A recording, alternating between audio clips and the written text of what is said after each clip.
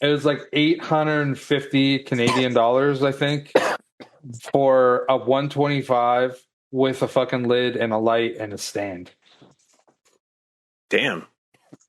Yeah, so like under a grand for everything of that. Yeah, but that's 75% of that in USD, right? Because like that was Canadian. Yeah, that. So I was saying to Liz, I'm like, that is what I'd want. Like that's what I'm gonna get. Like whenever like I got this house built, like that's what I'm gonna get. Like that's it. I mean, fucking send it, bro. I mean, I waited to get my 4 foots until I got here, and now I'm running 2 of them. And I got to admit, that one looks good, bro. The boys are looking pretty fucking happy right now in there. I like that you don't have any backdrop on that tank too. I don't do a technical backdrop on any of them. I'm just saying, like this, because the last tank you had back there was so full, and there's so much going on back there that like you couldn't see as much of the movement of the fish. You know what I mean? Because there's more like the bigger plant fish though too. Oh yeah, I'm just saying too. Like just with because you have more open space up near the top of the tank where it's all clear and there's nothing like even in the foreground or background. A lot of open top water. Yeah, so it's like I like the look of it. You know what I mean? I mean, I'm going to be honest. I like the look of the other tank too, but a lot of that is going to end up growing up taller. I mean, yeah, I'm sure. I'm just saying, like right now, I like the state it's at now for you. Like just freshly putting this together not too long ago, dude. Like it looks sick. This has been the best. Like the placement of the like the foliage and like the plants in there looks natural. That shit out. You know what I mean? Like you could. It doesn't look like it's too cluttered in either spot. I like how there's a mix of whatever you've got in there across, and it's not like one thing here, one thing here, one thing here. I like the look of it, dude, and especially with like the rock placement too. It looks like a natural sort of scene. You know what I mean? I mean, I appreciate it. I've now studied this. I've been doing this, I realized, for over 4 years already. And it's so fucking crazy how fast time has been going by. Like the past, honestly, since I met you guys, bro, it doesn't seem like we've known each other for what, 6, almost 7 years now. Yeah. Yeah. If not more. No, it's almost 8, maybe. Yeah. We're probably closing in. We're probably in 7 years right now. Yeah. 7 coming up on 8, in next March. Well, right? Because that'd be no, because that'd only be 2025. No, I think that it's like coming up on 7 years. I've been married to my wife since 2016. We met like 2 years after that? No, we met all around that same time. It might have been a year after that, but because we were hanging out in Discord for a while before we actually met. Like exactly. I mean, this is season 5. That's what I was saying, because like we have at least 6 seasons of the podcast or of the Green Room. We're on season 6 of the Green Room right now. Yeah, and this is season 5 of the podcast. So like crazy. Yeah, and I mean, I've been in this hobby now for at least 4.5 years now, and so like I've studied a lot of people's work, and I've studied how to create that composition that looks like it's natural. And the cool thing is this isn't fully done. There's plants that are on their way to me now to finish what I want to do. And the end goal is that there's actually going to be almost like a grass-like carpet running across the front, and it's going to interlace with these little ones you can see like right in here in little spots. And then there's going to be this plant that looks like clover that is going to be growing above the rocks, trailing down. That'd be sick. And so like it is going to look like a proper riverbank. And it's funny because it's inspired by 2 other people's designs. And so there is a first one, and it was done in a really shallow tank, and somebody else saw it and was inspired to make their own version. He made his version, and that's how I got introduced to this kind of a sort of look. And really, the idea is that I'm just trying to recreate and mimic the movement of the wood. Theirs are much more compact than mine, but that motion, that flow, is what I was trying to recreate, and I think I pulled it off. Speaking of flow, dude, we should flow into an intro and then continue, because I just realized we haven't even introed this shit yet, and we've been recording. So with all of that, friends, you know what it is. Let's hit this shit.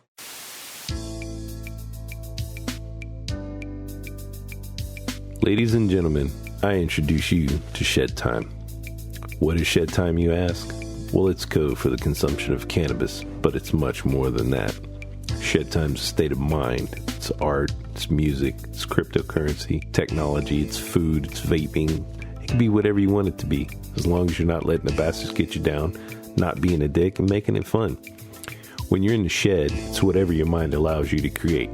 So now let's get to the Shedtime Podcast. There we go. There it is. That just scared me for a second.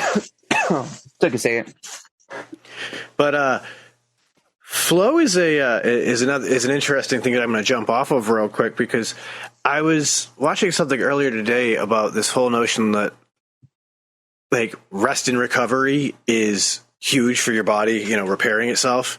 And this was coming from the context of a bodybuilder, but a bodybuilder who's also a PhD in sports science and nutrition. And it was really interesting because the discussion he was having with another scientist was this whole concept that there are some things that we do that we think we're doing for our relaxation that can actually be less positive for relaxation than we realize.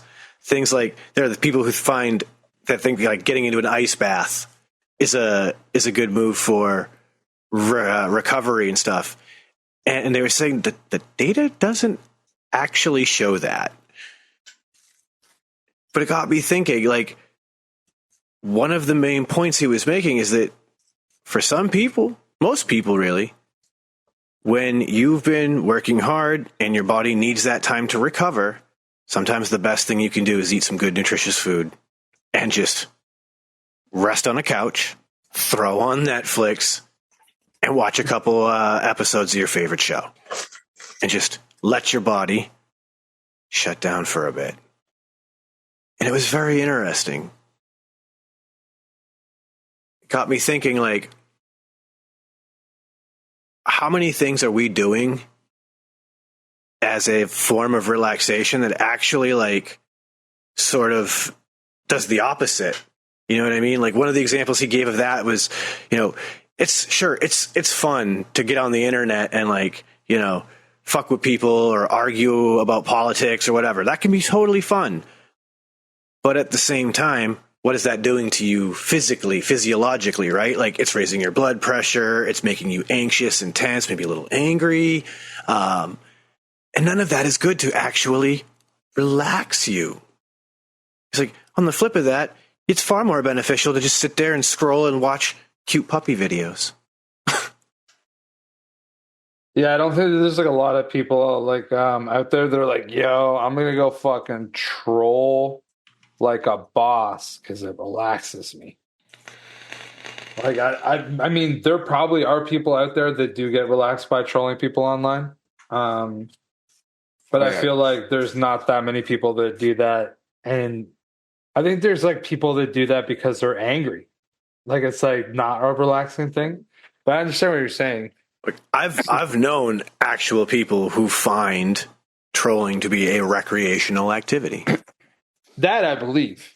And sure. That's what I'm saying, though. Like, we're talking about like rest and relaxation, right? Like a recreational activity to try to like bring yourself down, bro. That's not it. That's not it. That doesn't make sense to me. Like, also, it got me thinking, like, sometimes I play some pretty intense video games. Probably not good for actual rest and relaxation.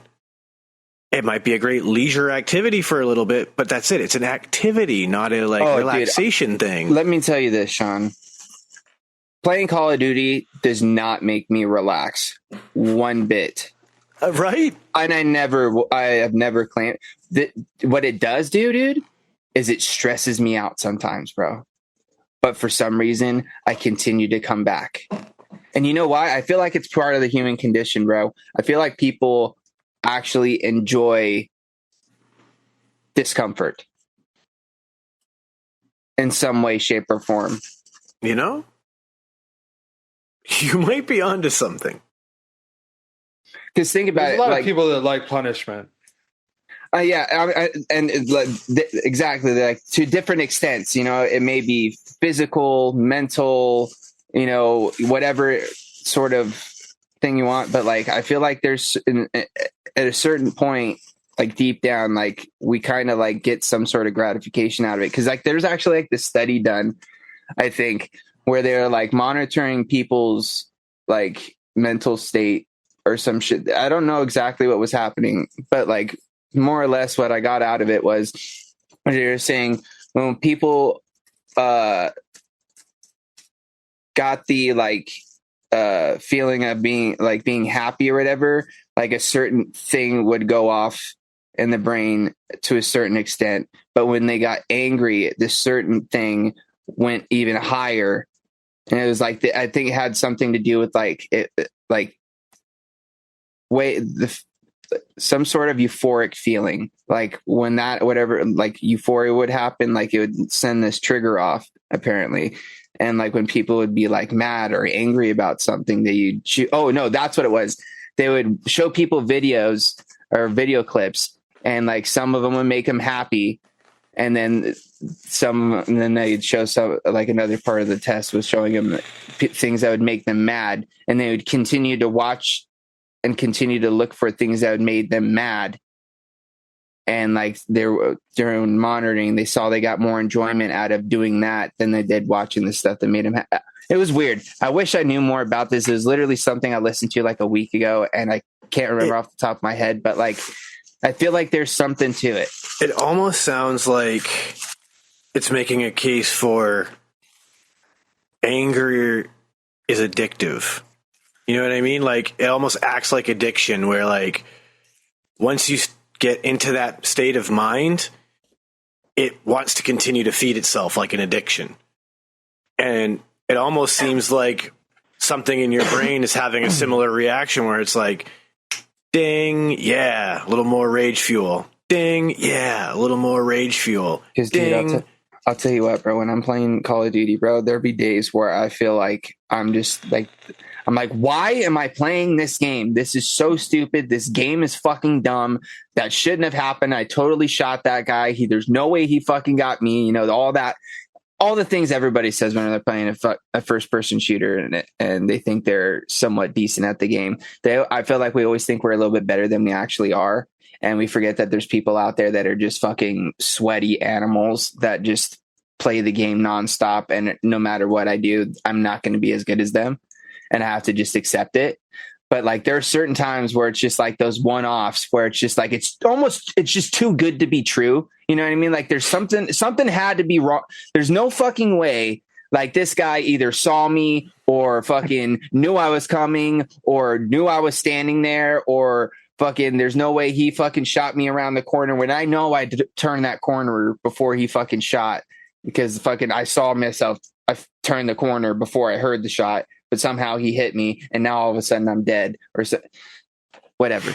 I'm getting all ragey now thinking about it, dude. Like it's legit, but for some reason I continue to go back, because then there's those times where I just fucking go off, dude, and I catch a fucking just a streak, good run, man. Yeah. And I walk out with a nice 50 to 10 KD or whatever, you know what I mean? Like a 0.5 or whatever it would be, or a 5 KD or some shit. And I'm just like, fuck yeah, dude. But then the next game I'm like 11-7 because I literally can't fucking move and I can't fucking do anything, but I'm at least able to stay alive long enough to not like fucking get a crazy death ratio, but I'm not fucking able to fucking get it enough to actually rank up enough kills. You know what I mean? It happens, bro. it also when you were saying how like this, it's almost like something in the human condition that like we like that like challenge of pain or whatever. I immediately thought of like we're the only creature on the planet that we know of that actively seeks out spicy foods. Like other animals eat that shit and they're like, ooh, no, I don't want none of that business.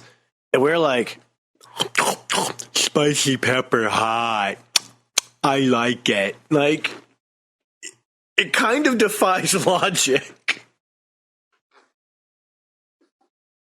So But here's the thing, too, Sean. We're also a creature on this planet that does a lot of other things that other animals don't do that just don't make sense. You know, when you break it all down, it's very true. It's very true. But dude, you know, it just makes me think about how much we don't actually really know about other species. You know what I mean? We know what we can see on the surface, but like, how did their thought processes work? How did they communicate? You know, like all those sorts of things. Like, are they as conscious as we are? Or, you know, because we claim to be the only like conscious, you know, being. There's other living things, but they're not necessarily conscious because, you know, they're not able to manipulate their environment or whatever. But dude, this kind of, no, I'm going to go off on a tangent and I forget where I'm going, but it's just crazy to think, dude. And just like dolphins, bro, we already know like they're smart as fuck just off of the surface.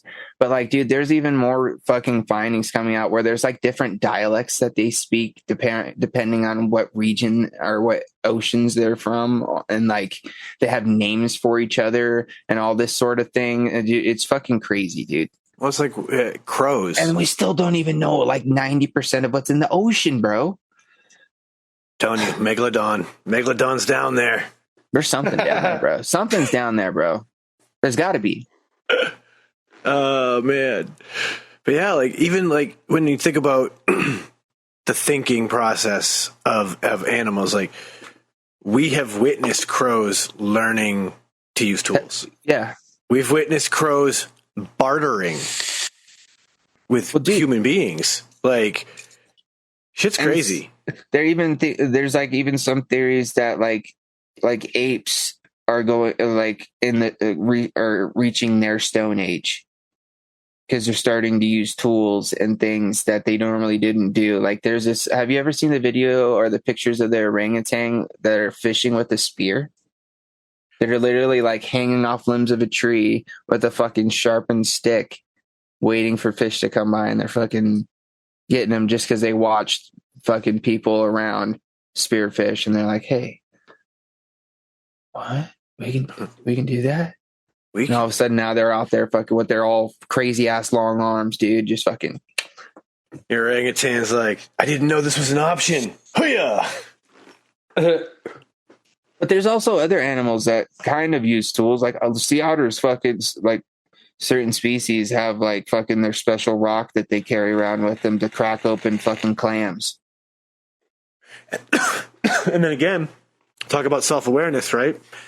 There's a lot of different videos I've seen of sea otters and river otters and shit like that getting the attention of humans, realizing that like these people can help, and like getting them to come like rescue another otter or another animal.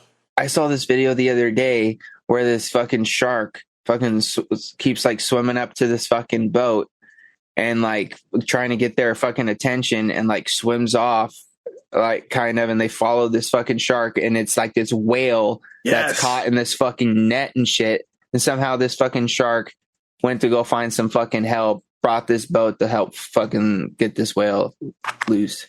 Crazy. And then of course, right? Like it makes sense in the dynamic that the shark knows it stands no chance against the whale. Its best defense is to help the whale. Like the whale's just gonna slap him with the tail and you're done, kid. Yeah, I feel like a shark would have to eat so much of the whale before the whale would die. Yeah, like I feel like the shark would bite the whale, and it would be the equivalent of us getting like a horsefly bite. Like, that kind of hurt. What are you doing? It just makes me kind of think of what kind of like hierarchy sort of situation they have going on down there. Like, is there fish governments, bro? You know what I mean? Do they have like policies and the council, and, the council of the sea? Exactly, dude. You know, who knows, bro? You get tried by a tribunal of your peers down there. Mm-hmm. I don't know though. They could be communist. I don't want to just judge and assume. Death by air. We summon you to the hooks. Maybe that's how you catch fish. They summoned one to the fucking net or to the hook. Oh my god, that's a gruesome thought. Dude, that's a movie idea though. I had a friend. Still have him. He's still alive. We still talk. Yeah, he's still here. Actually, yeah. But he wrote a beautiful song called Fish Theory. And it's this whole notion that alien abduction is the fisherman to the fish. And so you got fish just swimming along in a school, and then one just bites this little worm like, yo, this is some cool food right here. And all of a sudden it just gets abducted and it ends up in this boat. Why not? These weird alien creatures are looking at it and then they're like, I don't want this. And they just chuck it back in the water. Now it goes back down and it's like, you will not believe it. I was just taken up in the above with, alien creatures. Like, it's such a great concept. And why not? Why not? This could be like Finding Nemo 7 or whatever. Dude, honestly, you know what's crazy? I don't know how I'm able to do this, but I'm going to, and it's going to be awesome. Is I'm going to tie this conversation into Marvel Comics because we're going to take Finding Nemo and bring it into Marvel. Kind of. Could check it out, dude. Because I'm reading Secret Wars right now. Back the one from the 80s. I'm going back. And what the whole premise of this run is, there's this ultra powerful being called the Beyonder, and he transports two groups to this planet that he's built to battle it out, and the winner gets to whatever they want, pretty much beyond their wildest dreams. He can make it happen, sort of thing. And the two groups they got the superheroes, which consist of the Avengers, the X-Men, and like a couple other like heroes like Spider-Man and the Hulk and somebody else. And then the opposite side is like a group of all like Marvel villains. So like Doctor Doom, Doc Ock, and all those sort of things. But it's like the Beyonder pretty much catching a bunch of fucking fish or a bunch of creatures, fucking putting them on this fucking thing, and then just watching them, seeing what happens.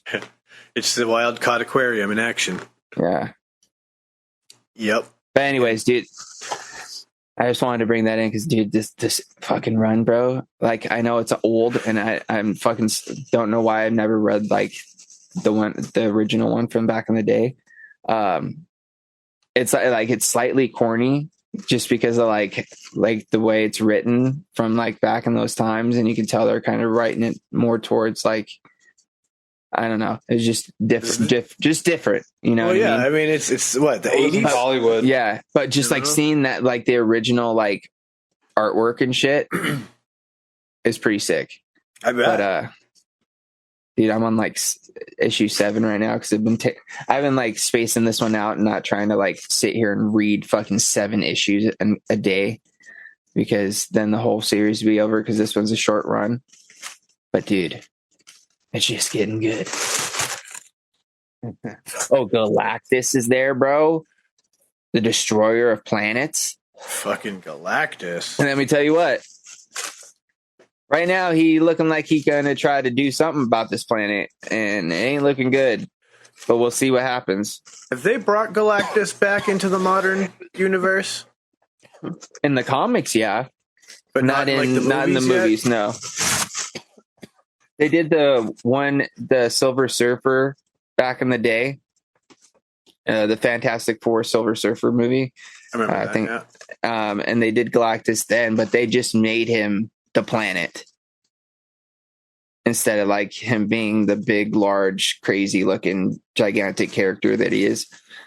He's got like an awesome, just like suit. You know what I mean? Yep. But I think there might be plans for him in the future because he might somehow get tied in at some point with with Secret War and the Fantastic Four movie.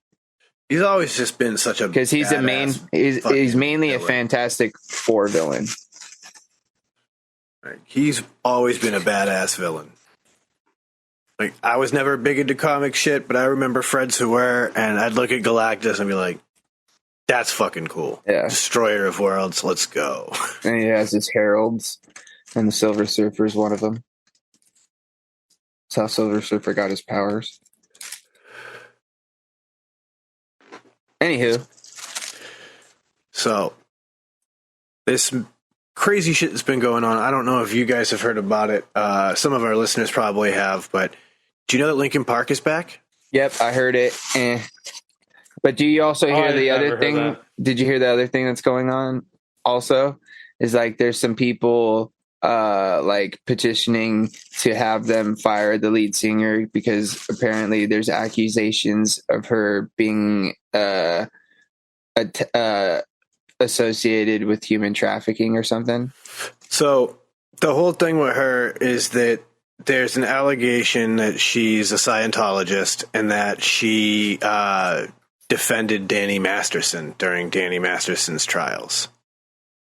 So that's the big controversy with her.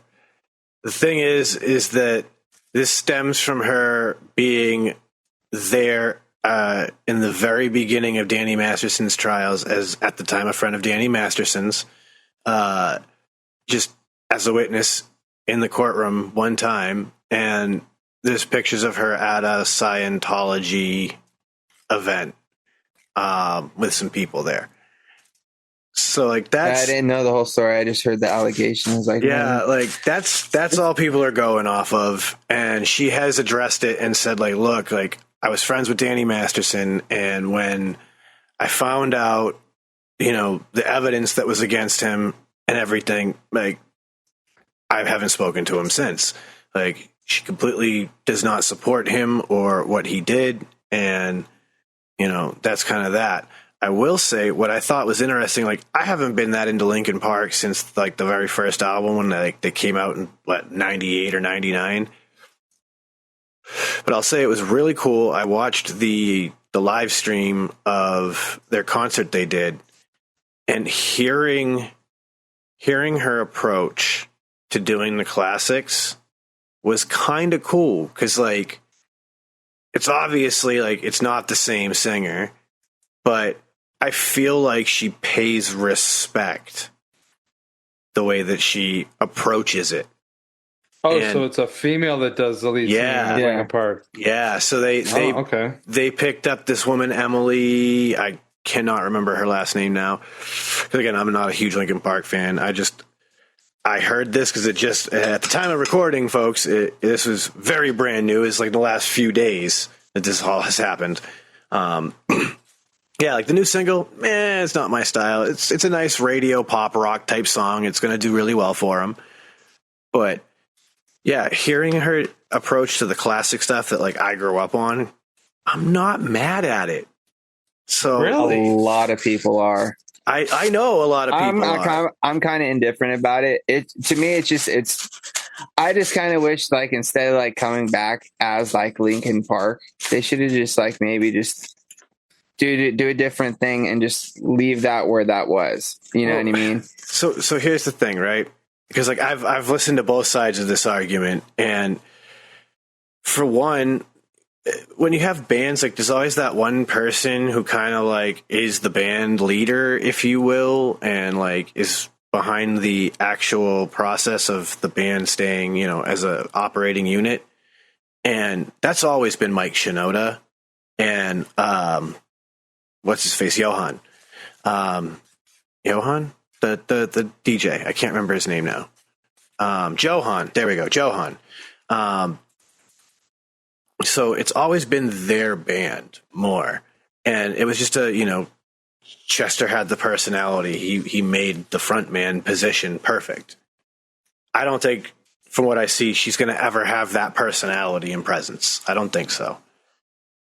But it's kind of, to me, like the new era of a band, right? Like we've seen it done time and time again with, Van Halen.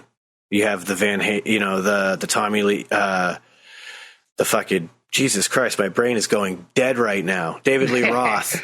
Shedtime. Yeah, Shedtime is killing me all of a sudden. You have the David Lee Roth era and you have the Hagar era. You have some people who love one but not the other, and some people who love them both. And some people who are just like, Van Halen's cool, but I could carry that way. You know what I mean? We've seen it with AC/DC after Bon Scott died. Like, it's been done, and it's been done successfully. And I think this could be another chance for it to be done successfully. Fingers crossed for them, because let's be honest, right? Like, it's got to be cool for those guys to get out and play those songs again live to people who want to hear them. Sure, yeah. Like, it's been like, oh well, dude, at least 7 years.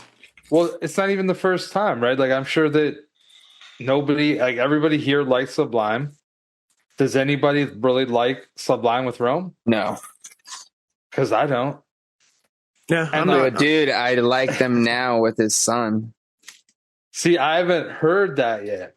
Oh, you have to, Chris. Is it like on Spotify? Yes. Is it like new Sublime? Is like, yes. How do I? Okay. All right. Hold up. Dude, you be sleeping, homie. I'm excited for this. I'm actually gonna put it on with you, bro. Hold on. I say now I want to do the same. Like, I want to experience the listening with Chris. All right, let's. Because there's a dope song that's not only got his son on it, but it has some original Bradley vocals on it. Does it feel like that featuring yes. Bradley Knoll? Okay. Hold on. I'm gonna listen to that right now. Hold on, dude. I want to start at the same time, bro. Get the full on listen and experience. If copyright infringement wasn't such a thing, we'd just play it on the show, but we would get crushed for that. Got it, Sean? I'm ready. All right, ready, guys? Fingers up. We're going to do a 3, 2, 1 count. Of course, Chris is already into it. Okay, no, I stopped at 16 seconds, so 16 seconds is twice for me. I didn't even hear really anything yet. All right, well, here we go. You're 16 seconds in? I was, but okay. I'm back to 0. Okay, here we go. 3. So there you go. 3, 2, 1, play. I'm hoping listeners are doing this at home as well. Because there's some of that Bradley vocal.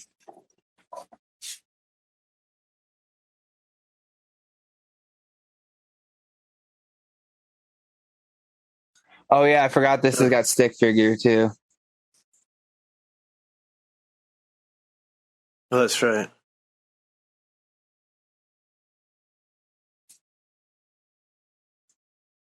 I'm not mad at it already, you know.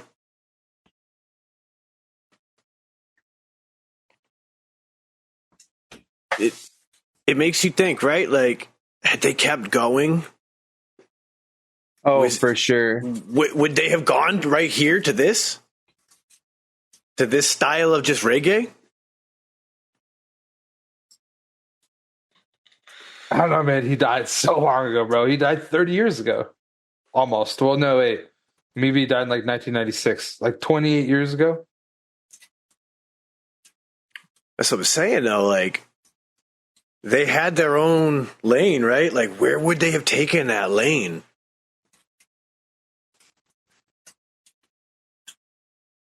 I have no idea. I think reggae music would be really huge.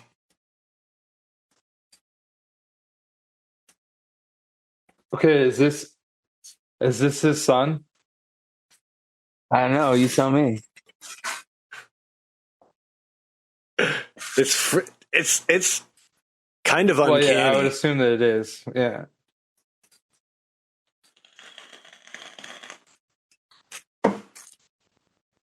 Yeah, that's uncanny. Like That's I feel wild. like the sample is Bradley Noel. Like this right now. Yeah. But anything else is like his son or that dude. Yeah. Like The part this is right back to his son right now. Dude, Isn't it crazy though how fucking much he sounds like his dad, dude? He definitely sounds like his dad. it's crazy because he studied how his dad did it all. You know what I mean? Like Like these, I these feel like little, it's a little bit more straight lined. It's not quite as like well, he's not on as many drugs. That's hopefully the case. Because like, you know, I'll have to hear more songs with him. you have to listen to them play live because they have a couple live sets on like YouTube and stuff. And they play like some of the Sublime songs. That's what I had heard. I hadn't heard this yet. But I like this because I heard him play this live, and it was just him. It's like it's just crazy because like he hits the same style of inflection. I was just gonna say that his inflections are pretty close. They're not exact the same, but he's got like this the same vibe though. Yeah, you know what I mean.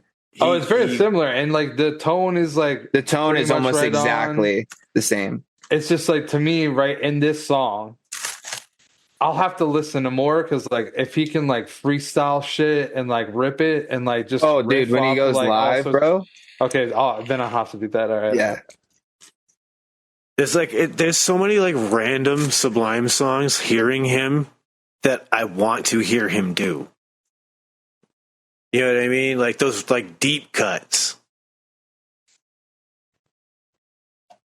Oh, thanks, Sublime. That just cut to a really great song, and I'm not gonna complain. It cut to Feeling Alright from Revolution for me. I just got The Distance by Cake. Nice. For me, it went to Lay Me Down featuring Rome. Well, 2 out of 3 ain't bad. No, but I mean, That's that actually- song, like, I you actually can kinda barely dig that even song. tell. No, I don't even hear Rome's voice because I don't know well enough because I just like I don't dislike He's that on the song hook. either. I just like the Dirty Heads. Yeah, they're good. Yo, speaking of great reggae, I gotta say I'm gassed that by the time the Shedheads are probably hearing this episode, I'll be in Boston at the Boston Freedom Rally with Fortunate Youth headlining once again. That's sick, dude. Oh, I'm so gassed to see Fortunate Youth and for free. Wee. Like, fucking free is for me when it comes to a concert like that. And, of course, Wax. And recently announced Onyx is back this year. Dude, that's a lineup. Like, there's some heavy hitters this year. I am very excited. Because, shit, man, I haven't seen Onyx live since the Boston Freedom Rally when I did it with them. So, like, it's going to be a blast. Dude, speaking of Wax, dude, this is what it reminds me of a conversation me and you had, I don't know, maybe last Friday or the week before, when you told me about that originally. And I was telling you, have you ever heard whatever happened to George Watsky? Or I asked you about him. Yeah. Like I was going to tell you what you should look up just to get a reference for George Watsky. And like Wax has also got a verse on it. Is that back in the day they used to do these YouTube ciphers, and there's this a producer, Duke Westlake, and he put out this fucking sick ass beat, and they all fucking passed it around and put verses down, and everybody's verse is slightly different. But dude, you should check it out. Just type in Duke Westlake cipher and just like honestly kind of listen to all of them. Dude, fucking anybody Wax out is there. an animal. Wax is an animal, point blank. Like, that kid is insanely talented. And I even find it interesting that this motherfucker got signed to a major label and then was like, you know what? Fuck this. I'm going to stay independent. Like, never even put an album out. It was just like, y'all can kiss my ass. I'm going to go back to doing it all on my own. It was probably a smarter decision for him overall. Oh, 100%. Because this was like fucking 15, 14 years ago or some shit when that all happened. And like, look at the state of the industry now. Like, he's probably making more of every cut. Yeah, because everything he does. He's not having to pay like publishing and fucking all that. Well, maybe, but he's not publishing, for all the other shit. I mean, there's so much that because he's self-funded. It's 100% his that, take. but he gets all of his ticket sales and all that shit too. Like, yeah, that they make any cuts with anybody unless he's got like management or anything.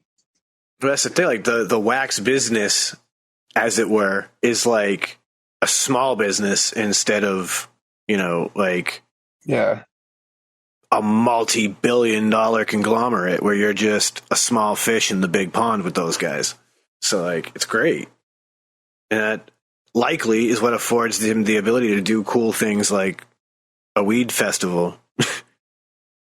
Because nobody can tell him, no, you can't do that. You're not going to make enough money on it for us because it's a free event.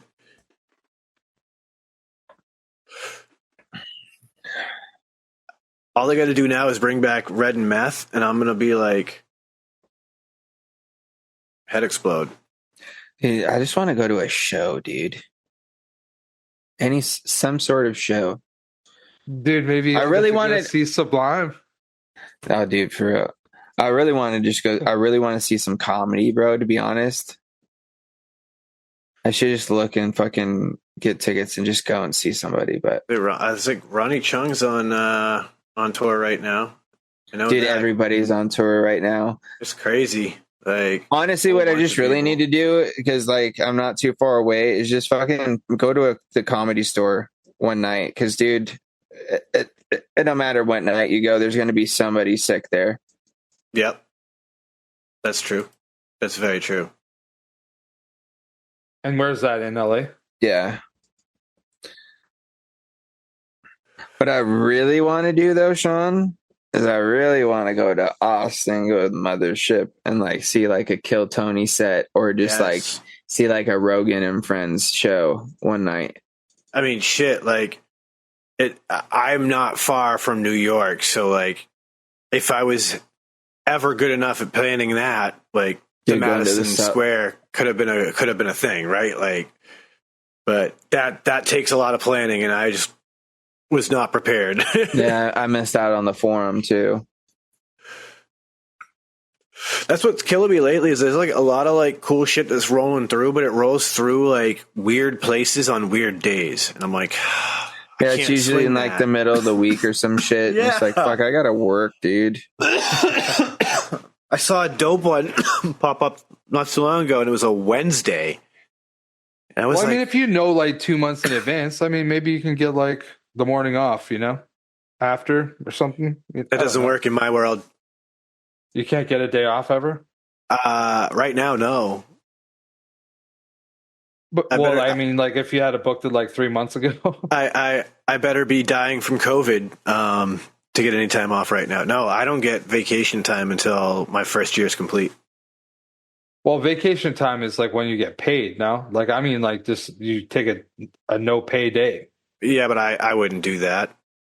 That's the thing. Like, I personally can't do that for just nothing besides being sick.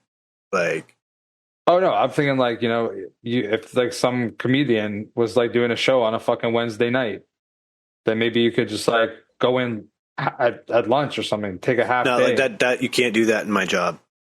So you either take a whole day or don't? Exactly. Yeah. That's the thing. Like, because I'm a logistics coordinator, I have to be there during operating hours to do my job. Okay. So that's the thing. Like, I have to be sick to be like, yeah, I'm going to take time off. It's just one of those things. Like, you lose a whole day, you can't do a half in my industry, but it's fine. We'll get there.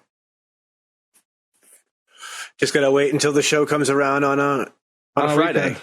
Or a Saturday. That's all. Yeah. It's like Dave Matthews, perfect example. There were so many times he's come to town, and it was like the middle of the week. I'm like, I can't do that. And then finally, we caught one on a weekend. You just gotta hold out. What's really killing me with that is the last minute booking. Like, there was Pigeons playing ping pong. I want to see those dudes live. and like there was no shows in the area, and then all of a sudden it was like, bing, 2 weeks before the show, hey, tickets are on sale for the show near you. Oh yeah, that's like, damn it. Dude, I remember I would always like take off and go to work tour, and it was like never on a weekend. I always feel like it was never on a weekend. Maybe it was, and I'm just tripping, but I feel like it was not always on a weekend. Well, I mean, when I was young, I wouldn't think about it so much. I didn't have as many responsibilities. I didn't have the bills, the shit like that, right? But now, like, as an adult, like an actual functioning as an adult in an adult world person, because I don't know how much of an adult I really am some days, like, my brain's like, bro. Nah, dude, like, you can't just afford to knock off work for a day for nothing. Like, you're going to lose that pay? Like, nah, son, you could do it another time. It's fine. Like,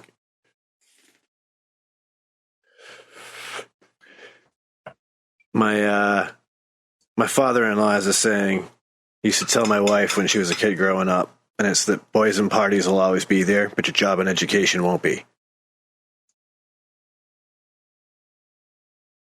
And obviously, you apply that to everything, right? Like, the comedy shows and the concerts will always be there, but my opportunity to make my living, it may not be.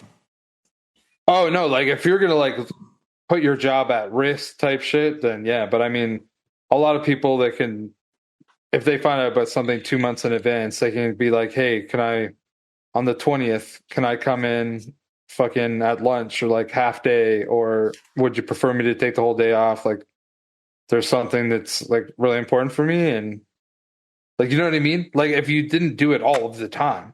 Oh, I mean, once a quarter, maybe you ask for a day off at most, ever. Like 4 Chris, days in a year, you know? If you've ever learned anything about me, it's that I'm a very neurotic person about certain things. Oh no, I'm not trying to convince you. So that's the thing. Like, my own perspective. Like, I definitely don't think all people are like me. I think I'm definitely the odd man out here. I'm just clarifying that. Like I'm sure most people are like, oh, yeah, just take a day off. Fuck it, who cares? Whatever. But like, I'm just neurotic.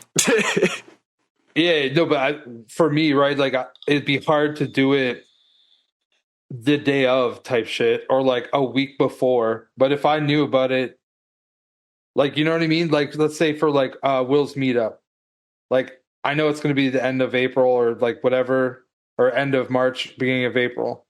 But Will always like gives like at least 3 or 4 months notice. And I would just say it right then. I'd be like, hey, I need like a Friday and a Monday here. It's 4 months in advance. Oh, 100%. I might and that's the thing, right? Like, that's where my neurotic brain works. I'll do it then, because by then I'll have been there a year. I'll have the time. Oh, okay. You see what I mean? Like, it's for me, it's the whole, like, am I really going to sacrifice a day's pay, which is a damn good day's pay, for a night of fun? Or can I wait for that night of fun until the weekend and still make that day's pay?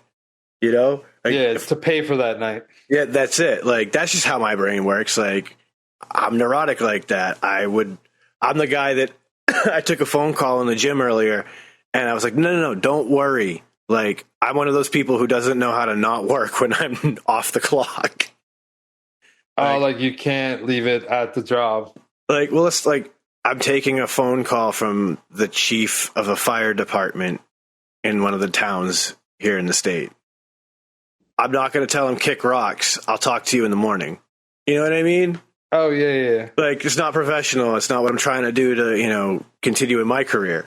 So it's like, no, don't worry. I will take your phone call. Like, 2 minutes to stop and take your phone call is no big deal to me. I don't know how to not do this. Like, telling me to not work is like telling birds not to fly. I just like to be moving when I'm at work, dude. Just keep me moving. I sit around if I get stagnant, dude. To keep me moving, bro, it keep me motivated. But if I have time to stand around and just like have to like wait for something, fuck, dude, it's the worst. Do you know what like my favorite job ever was? honestly, was delivering things in like someone else's vehicle. It was like so chill, bro. It was so Yes. chill. But the reason why I liked it the most, honestly, is because like there's certain jobs that would scare the fuck out of me. And I'd be like nervous as to what I would become after working them for a while, right? So like if I worked a factory job, it'd be very difficult for me. I cannot do the same thing almost identical all the time. Like if I worked in like an assembly line, no chance. Like I could never do that. Awful job. I don't care yeah. if they paid me $100 an hour. I honestly, I might try to struggle with it for like a month. Excuse me. I would end up quitting at some point. I just couldn't do it. So like every morning, I wouldn't know where I was going. And like, sure, it was like a general area. It was like somewhere within like 2-3 hours of like where I lived. But like I could go complete opposite directions. Like I could be like 2 hours east, 2 hours west, 3 hours north. Like I could do all this stuff. And for me, is I just loved it because it was different. Like that's how my brain was like, yes, this is very good. I understand it because like I did the same thing at one point and I loved that job. It was a great year of my life. I'm glad I did it in between managing a fucking convenience store in downtown and managing a vape shop because it helped me chill from all the stress of the old job before I went to a very chill job, hanging out at a vape shop and converting smokers into vapors. So like I loved it. And now here I am planning those routes. I'm just not delivering packages and things. I'm delivering actual cars. Yeah. Less deliveries, but they're a lot more complicated than throw this box in the van and drive. Yo, as somebody who's done that kind of work, we've talked about the pros and cons of the electric vehicles before. I got another one of those transit vans with 100-mile radius. Oh, that's how far it can drive? Yeah, that's it before it's completely dead. That's So you have to be within a 50-mile or less radius for deliveries with this vehicle so that you can get back to base to charge again. Yeah, but what are they delivering though? Maybe they're like moving from one precinct to another kind of type shit. What I don't, depending on who is getting it, like in some cases it's been DPWs, in other cases it's been like other unique departments that I'm not familiar with exactly what their purpose is, but they have a cool van, I guess.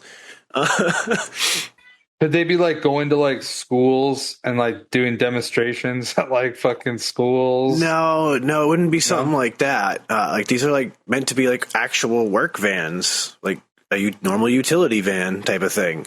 And that's why I'm like, what are you doing with this? Like if 100 miles, like that seems like absolutely nothing. And that's the thing is that's 100 miles without using heat or AC, without using the navigation system in it, without using any of the like extra accessory power that drains that battery faster. Yeah, that's a scary thought. Dude, do you know that there's a lot of times I get scared about like living like years in advance from now? I'm like, oh, I don't even know if like the world's gonna feel like the world anymore. You know? Like if it's gonna feel like I'm really living. I stopped thinking about it like that, bro, because half the times never ends up how I thought it would. Oh, I don't like think about what it's gonna look like or what it's gonna be like. I just think about how much it can change. I have no idea where it will go to. But I mean, I just really don't know. I'm very confused all the time about what's going on in the world. I like struggle to see some of like the people fighting over things. It's just like, ugh, like where are we gonna get to? It's a very unique time in our history with everything. We are advancing as a people very quickly, and in some cases, falling farther and farther behind. It's an interesting thing, and opinions go in so many directions, and everybody's so tribal about it, and everybody's so sensitive about it, and it's like, there's definitely a lot of sensitive people out there, that's for sure. like, this is going to circle back to something from the beginning of the show. Like, that is not helping any of us just relax. Your body's in like a constant tense fight or flight state. Y'all need to like hit the blunt a couple of times and play some Crash Bandicoot or Spyro, Watch Bob Does Sports. Yeah, like maybe some fucking back off challenge videos. Get your laugh on. Watch some SpongeBob SquarePants, for God's sakes. Just like chill out. Like, relax. Play with a reef blower, damn it, man. Watch some Gundam Seed.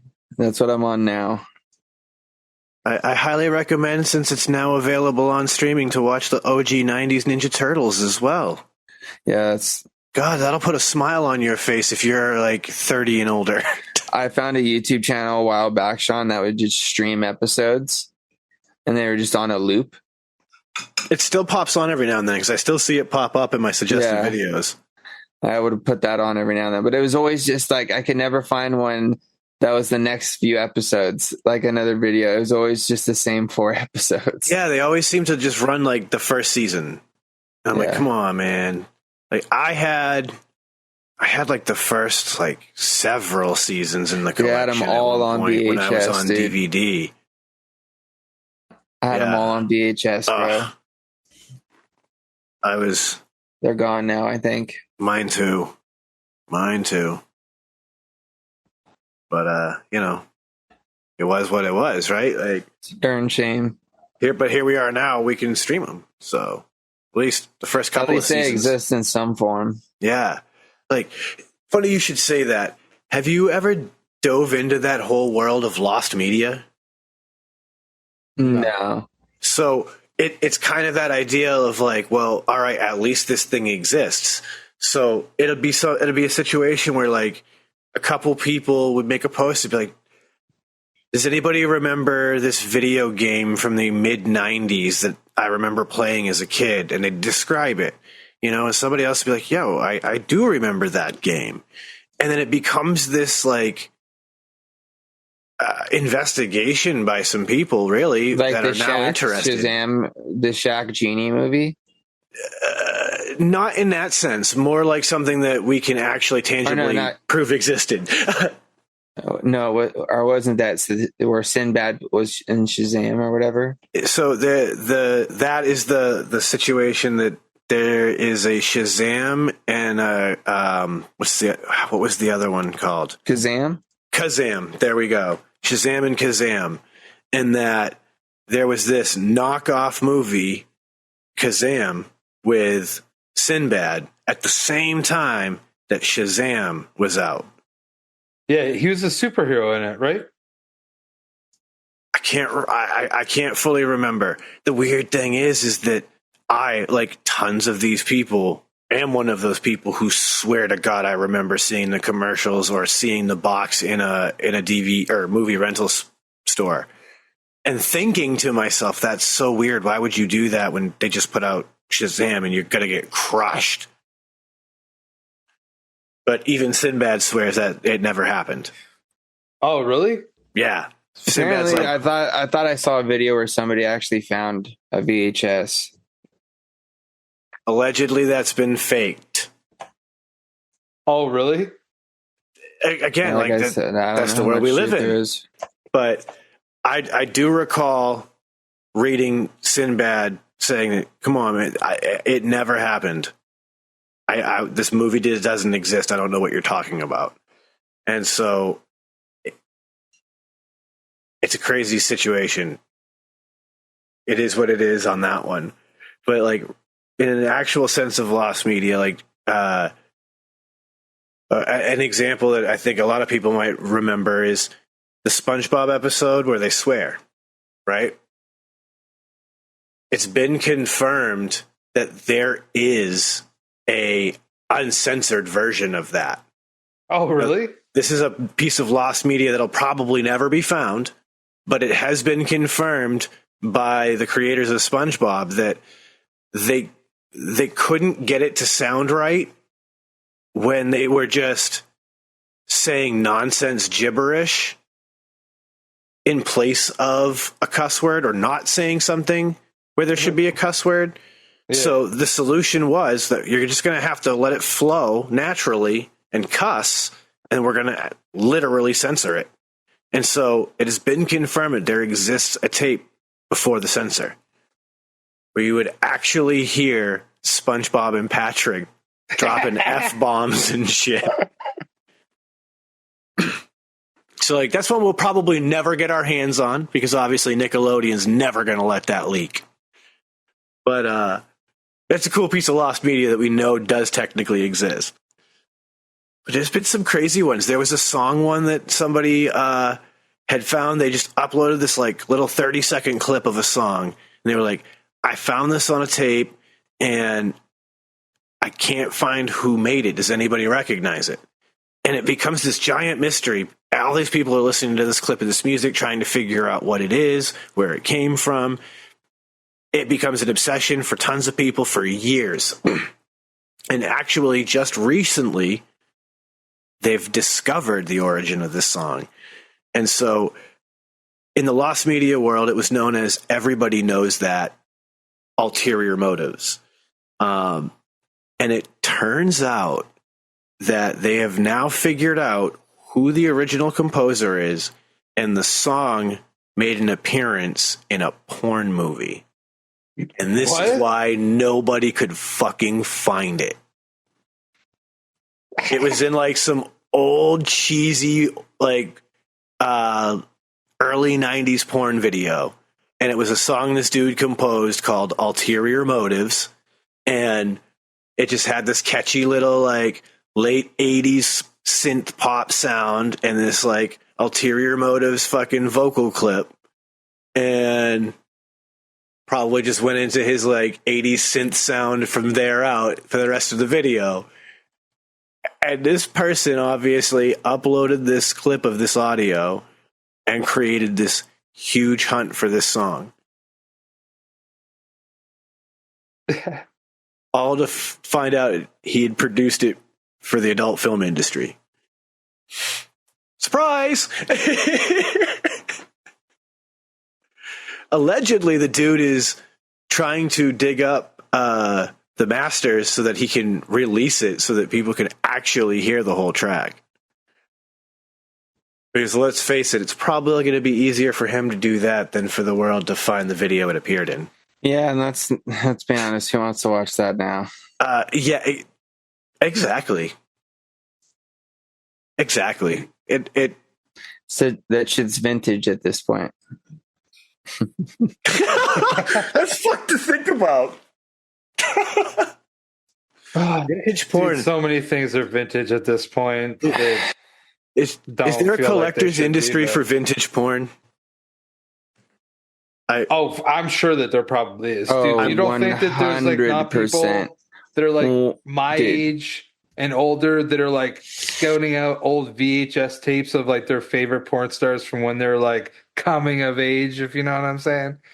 Like, I'm pretty sure that there's probably people that are doing that stuff. The emphasis you put on coming was kind of hilarious. I love it. Conversation. But oh my God. So I think that it's pretty crazy, though. I mean, yeah, I just had to go look, and here's an article from Vice. Meet the smut specialist who will buy up your dead granddad's porn.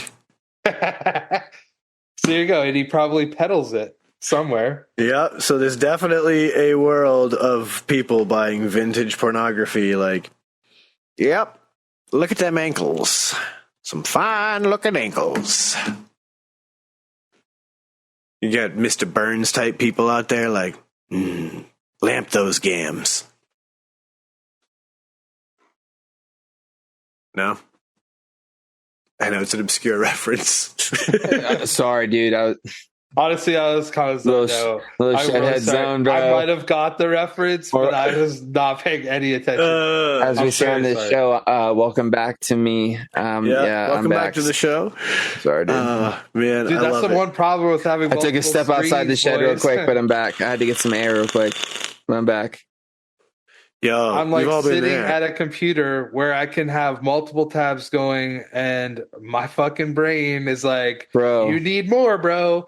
Get going." The worst is when you have 3 monitors and your cell phone. Game over. Checkmate match, bro. I can't, dude. I'm set up for failure, bro. Set up for failure. But hey, it's the world we live in, or at least the one I live in. Yeah, I mean, let's not sugarcoat it. We are bombarded with stuff in our faces all the time. It's how we live now. It makes me start to think about some of those old movies, like They Live and shit, with like all the like crazy advertising and all that shit. Like, holy crap, are we there? Dude, we're probably there. That movie is incredible for people who've never seen They Live. I highly recommend it. It stars the great WWF, because it was WWF at that era, wrestler Roddy Piper. And his magical sunglasses that let him see through the veil. Don't think I've ever seen that. Oh my god, it's very cheesy, like Sounds like B-grade horror, but if it's a horror movie, I definitely never saw it. It's entertaining as hell, because like Roddy Piper throws on these sunglasses, and like certain people, he can tell that they're aliens now. I need those right now. Give me some, Chris. I'm not even gonna open them. Because if I open them, half the bag's gone. Give me them. Give me them. Yo, in the world of snack foods, I went and tried the other Shack gummies recently. Big mistake on my part. I crushed that bag too fast. Oh, really?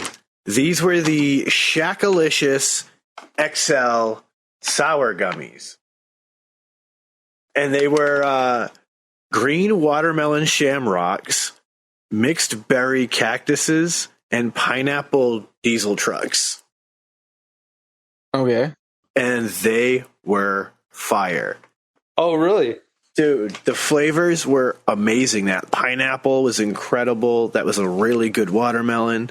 The mixed berry was the only one that was like not my favorite, but still really good. You know what I mean? Yeah. It was like mid.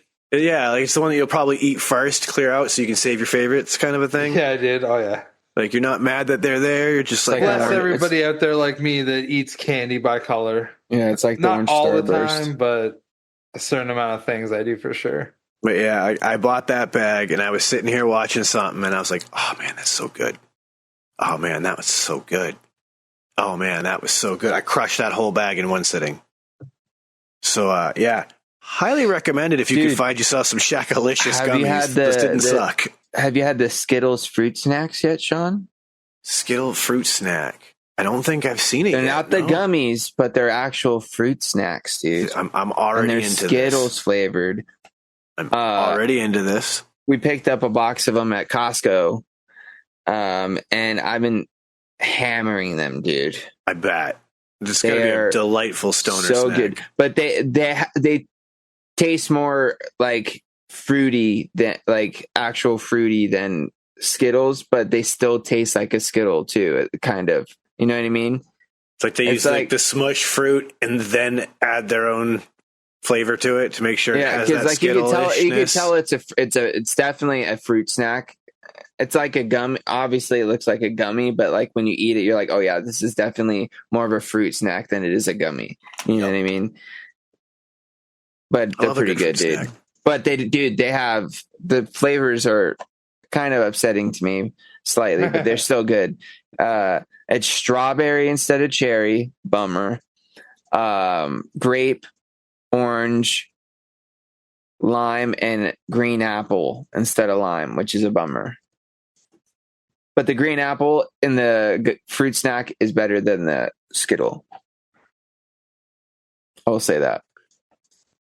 Have you tried the like water mix from Skittle?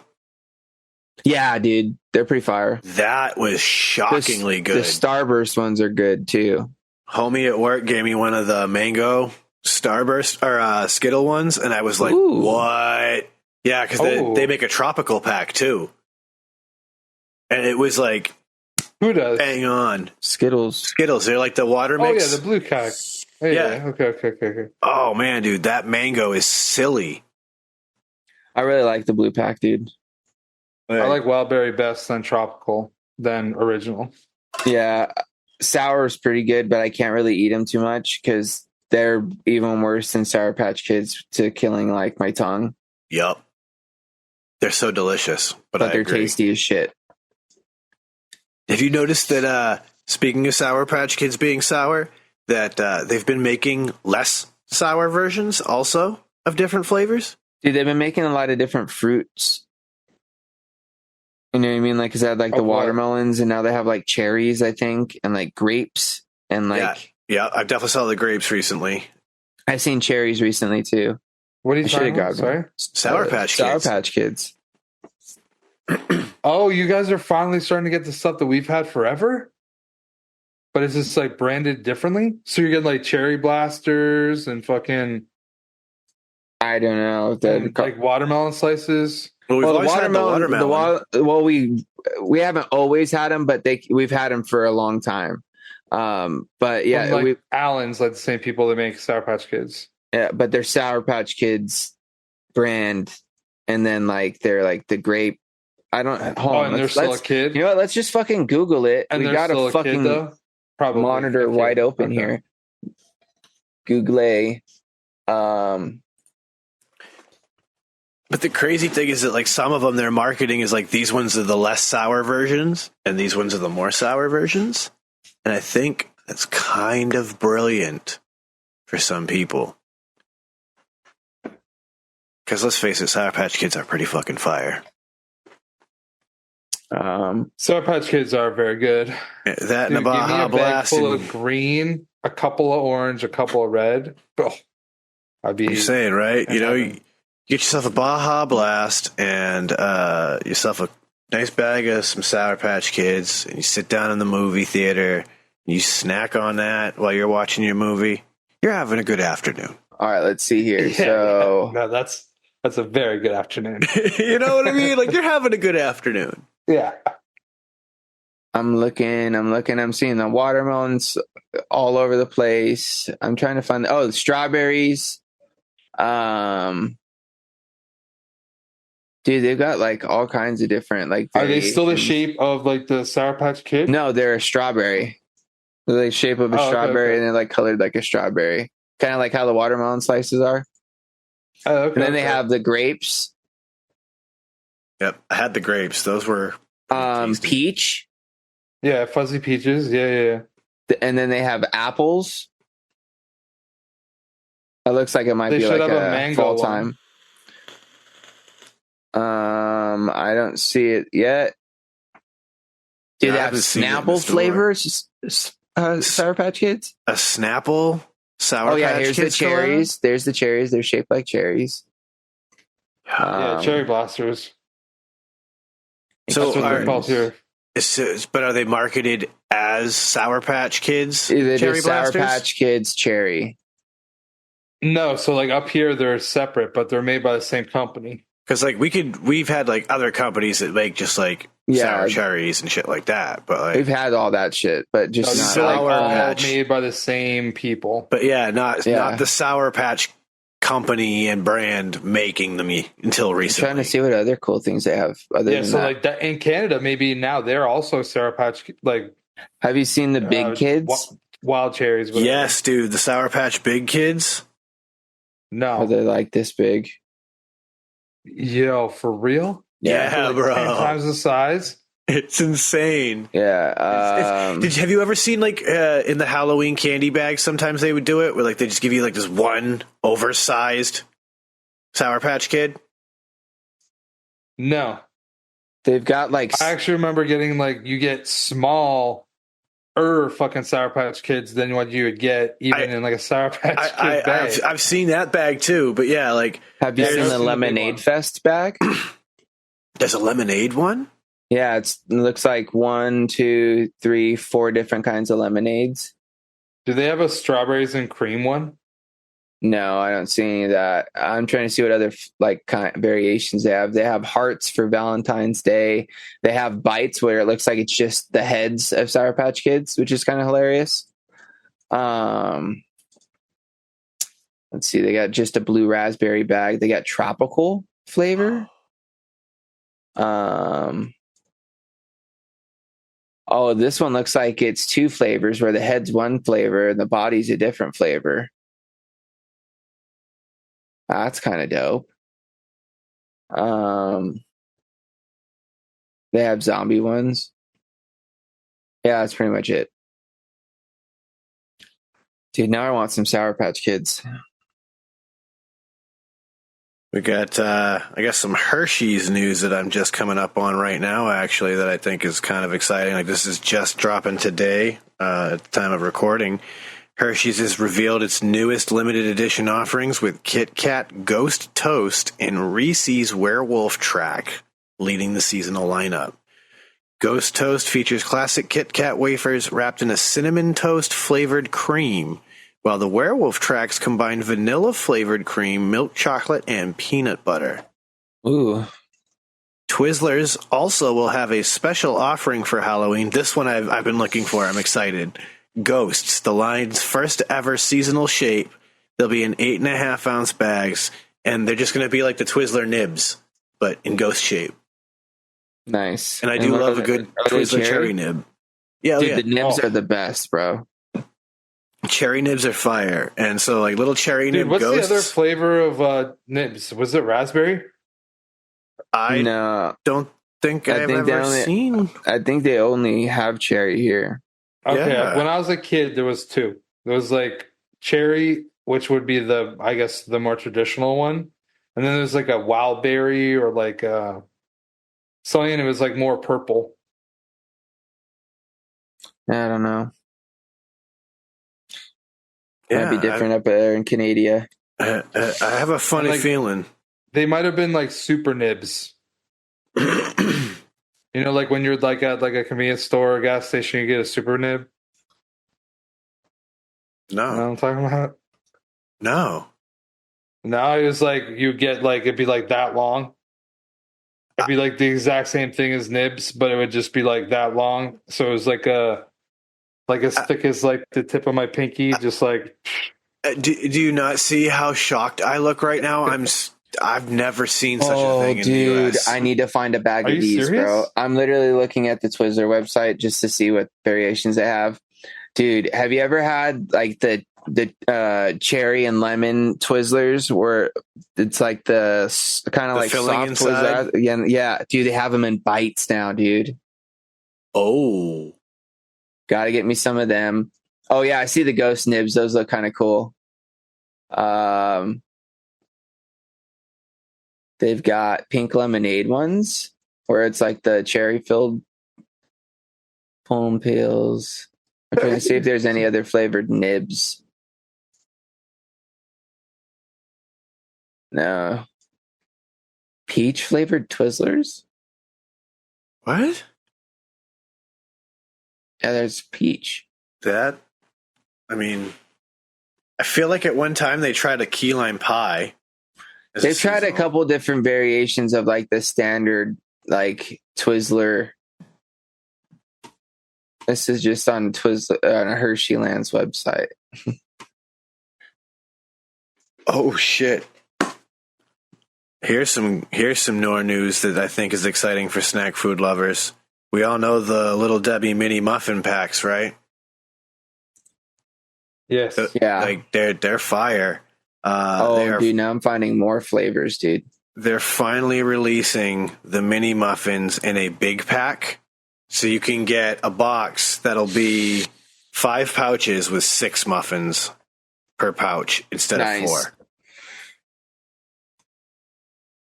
Dude, they have orange cream Twizzlers.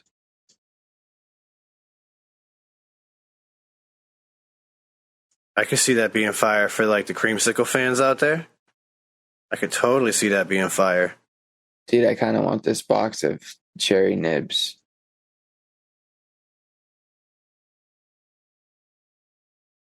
Okay, so even up here, there's some of the stuff. So it's like Sour Patch Kids heads that's here, Sour Patch Kids strawberries, Sour Patch Kids cherry blasters. But then they still have like some of the old stuff, like Fuzzy Peaches. It's made by Maynard's. Huh. Interesting. Oh shit. I got some more Little Debbie shit. Pumpkin spice mini donuts are dropping. Need those. So for people who are the pumpkin fans, Need big win those. for y'all. Ooh, single serve pumpkin pies as well are dropping from Little Debbie. Need those. So yeah, the big pack Those mini muffins. Those like whatever I had, like the little pies, the apple and the fucking Yeah, the ones. cherry. Or cherry. Yeah, dude, I still have a couple apple ones left. Bro, they're So- fire. So They're good. So good. Dude, slap those in the microwave. Oh, Y'all, make it into a full on dessert with maybe a little scoop of ice cream with it. oh, look out. Psh, silliness. Little Debbie also, if y'all don't know, has made a new addition to the donut stick line. I love the Little Debbie donut stick. It's Dude, part of they're why fire. that's part of why I love Psycho Crawler. But they also made a apple cinnamon version. Those would be fire. I have mistakenly crashed way too many of those boxes to count already. They're fire. They also made birthday cake cream pies now. So if you're a birthday cake fan, that's another new one from Little Debbie that's out there. So kind of like the, what is that? The Graham and they call it a moon pie? No, that's somebody else's brand. Same idea. Oh, It's dude, like a moon speaking pie. of moon pies, bro, have you seen the salted caramel moon pies? I have. How good are they? I haven't tried them yet. Oh, So I'll try it Right right now. I've been so curious when I see that. Whoa. He's just put back in his chair. Definitely tastes the salt, dude. That's pretty good, dude.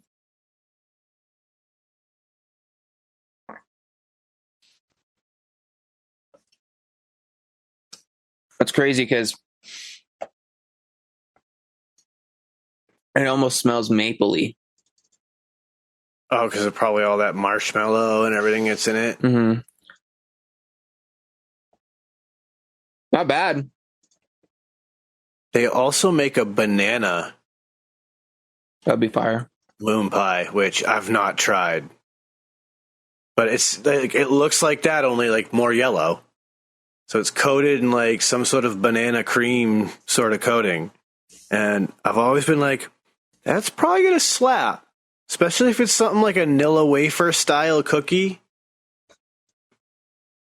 That's gonna be a silly combo. And I'm into that. Dude, they have sweet tart ropes. You seen those? They're fire. I crushed The, those. Those cher- look like the, they'd be the so cherry good. ones are so Yeah, good, dude. that cherry punch is a strong weakness for me. Especially because, like, I always end up buying the big pack too. yeah, you got to buy that dumb big pack. And, like, there are some places that have, like, a stupid dumb pack that, like, it's probably, like, 5-6 servings. And you're like, I'm going to eat the whole thing. I do it every time. Like, oh, God. Like, They're so good, dude. I limit myself to the one that hangs on a peg. You still get like 10 strips in that. Because there's that like one that's like double that. It's like 20. And I'm like, I'm going to eat the whole thing if I buy it. I want to, but I'm going to crush it. And I I do it every shouldn't. time. Like, No, dude, Skittles makes Jello. They're making all Skittle-flavored kinds of Jell-O? stuff now, dude. They make like drinks and shit now too. I think. There's like wild berry Jello, original Jello. So that immediately makes me think for all of the home edible makers. That's super exciting because you can make like Skittle flavored gummies with that Jello. Oh, that'd be dope. Is it like box Jello or is it like? Yeah, Ooh, box. It's like Jello powder. Yeah, you could definitely do that. You could It's on Walmart.ca. You could infuse some distillate into that jammy jam and no. All right. This one's going to get controversial. Lay's and IHOP collab. And it's a Rooty Tooty Fresh and Fruity. So we're talking strawberry pancakes, potato chips.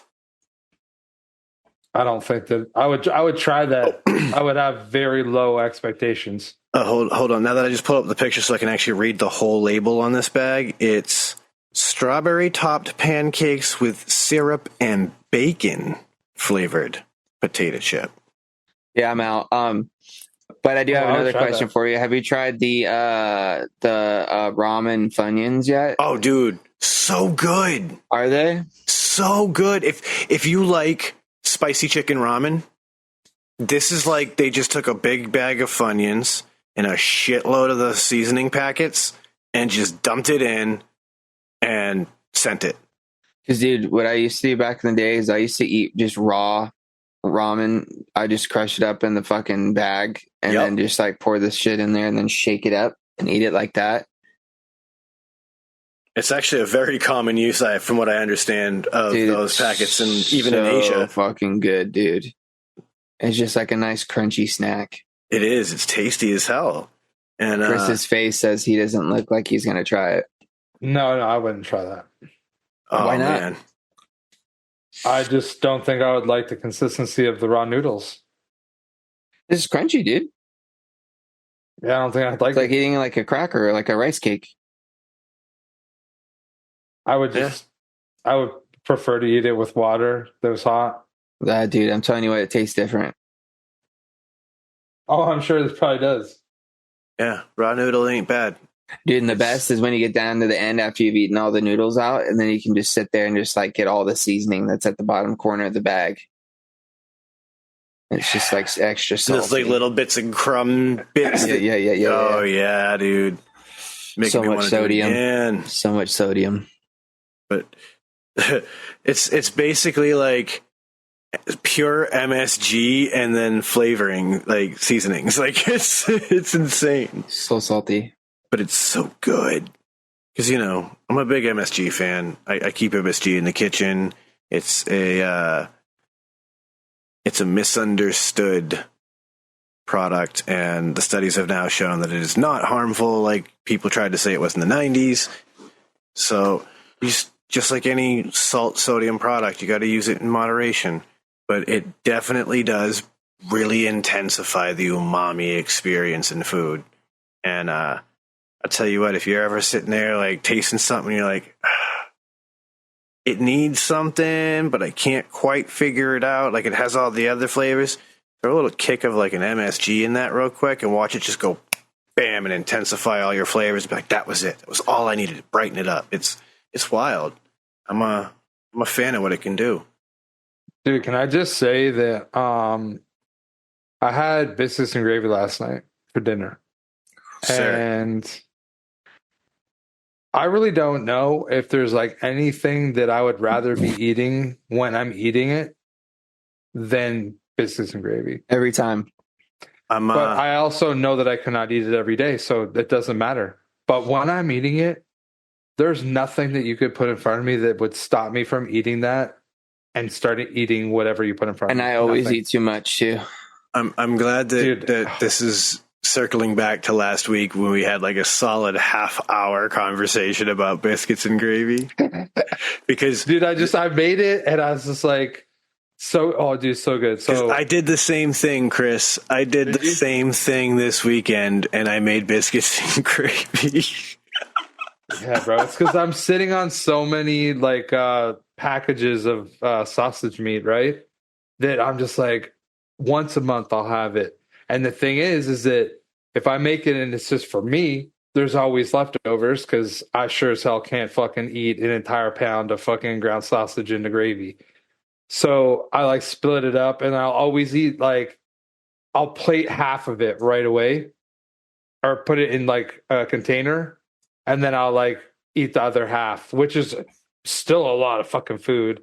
And just like James says, I always overdo it. Yeah, dude. I did the same thing. I get towards the end of it and I'm looking at my plate like I am so full, but this is so good.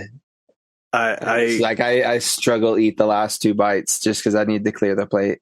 I understand. And then I do the same thing where we always make so much more that we have extra gravy and everything. And so like the first time we did it, I made the biscuits and I did the fucking like McDonald's style hash brown patties.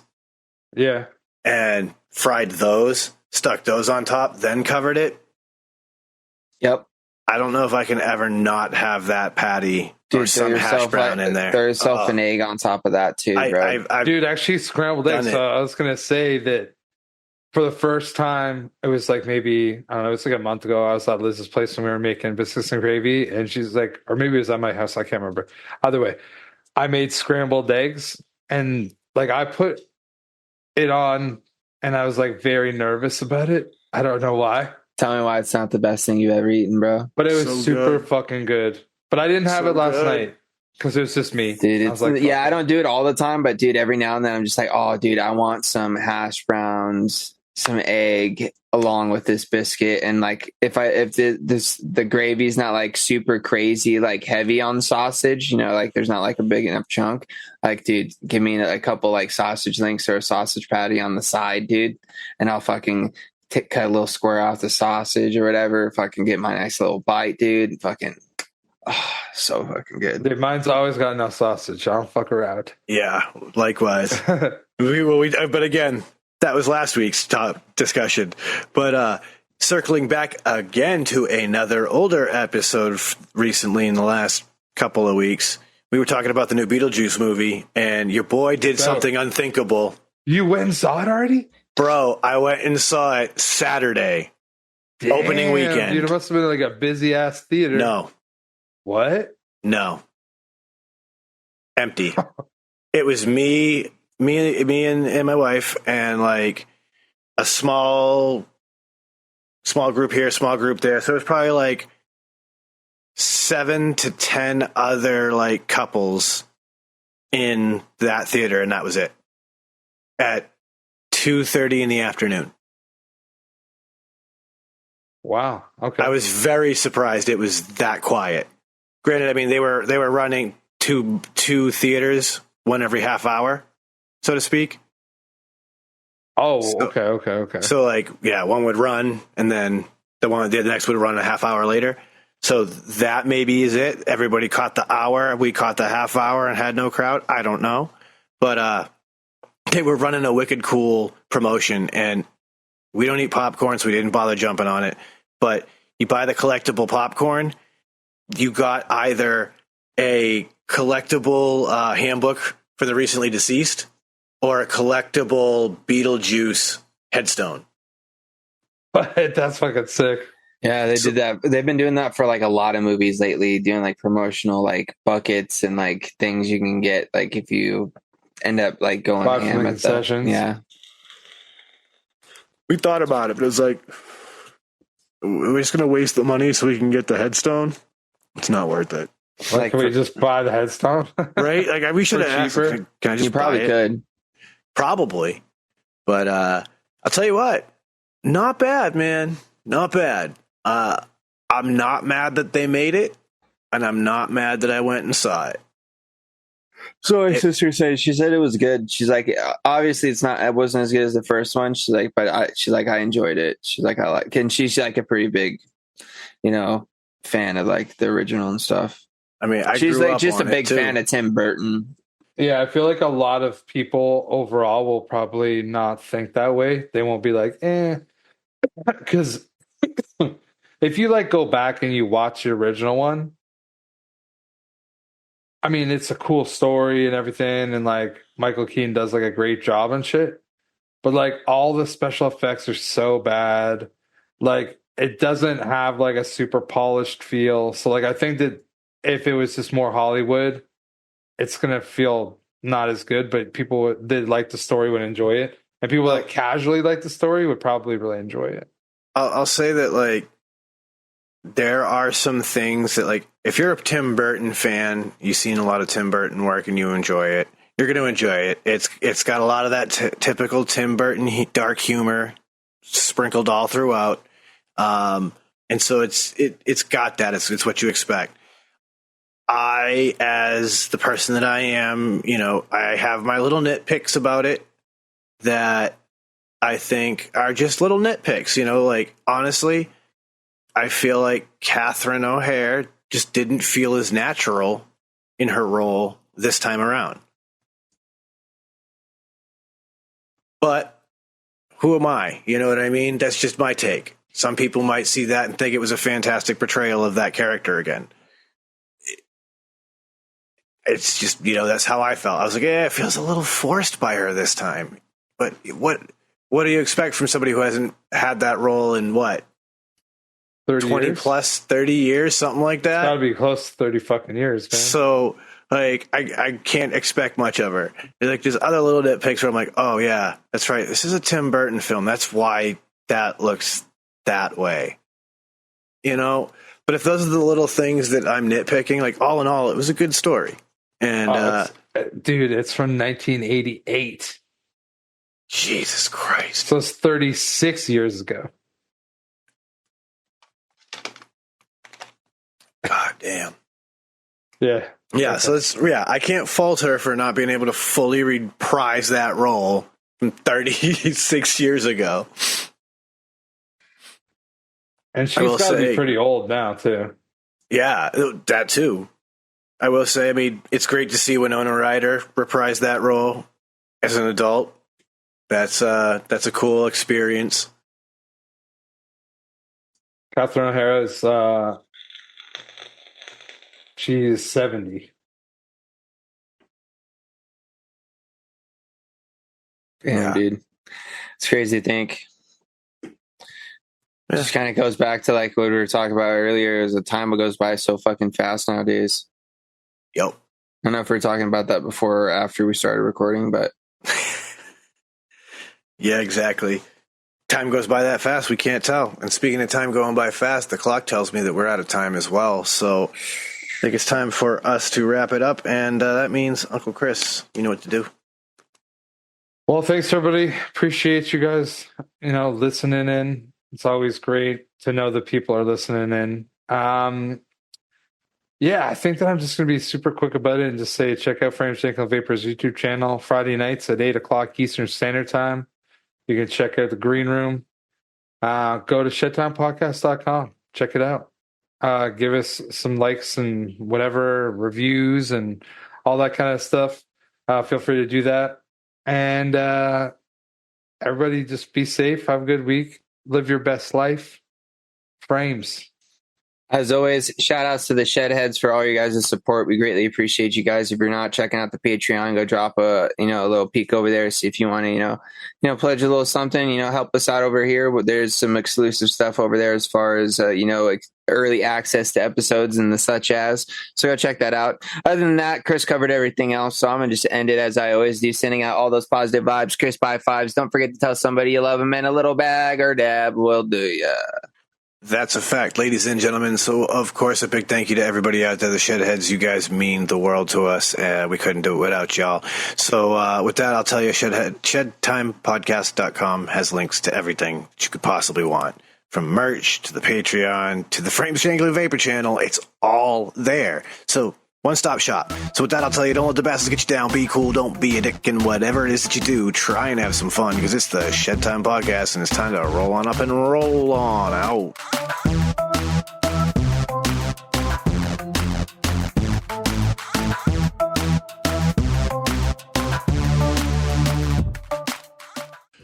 Dynavap, Dynavap, Dynavap. Looking to cut the cord on your dry herb vape?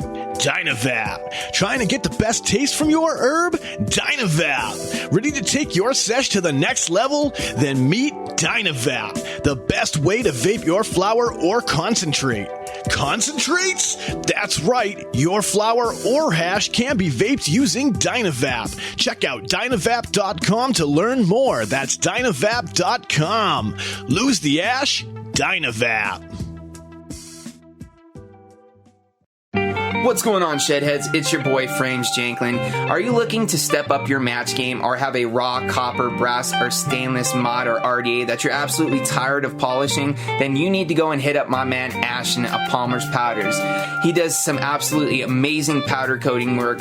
He offers many different colors and finishes at an absolutely killer price. This man is taking powder coating to a whole new level, and he can make your setup an absolute masterpiece. You can go follow him over on Instagram at Palmer's Powders, and you can go check out pricing on his website, palmerspowders.com. That's palmerspowders.com. And as always, let's just vape on, Shedheads.